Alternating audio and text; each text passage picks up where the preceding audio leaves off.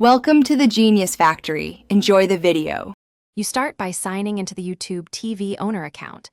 This is the only profile that can set family rules.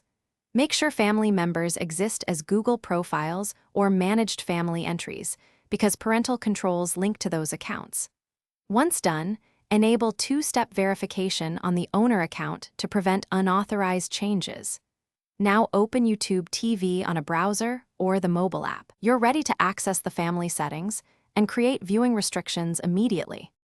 Next, go to Settings and select Family Sharing to confirm or add members. This links restrictions to the correct profiles. Then open Parental Controls and create a secure 4-digit or longer PIN. You'll use it to block playback and purchases. After that, assign content levels for each member according to age. This controls which shows and channels appear. Make sure to save changes. Changing member levels updates recommendations and blocks immediately, so test with a child profile quickly. Finally, enable content locks and optionally block individual channels or specific programs. This prevents playback without the PIN. Once set, test every family profile on the devices your household uses. Attempt to play content that should be restricted and confirm the PIN prompt appears.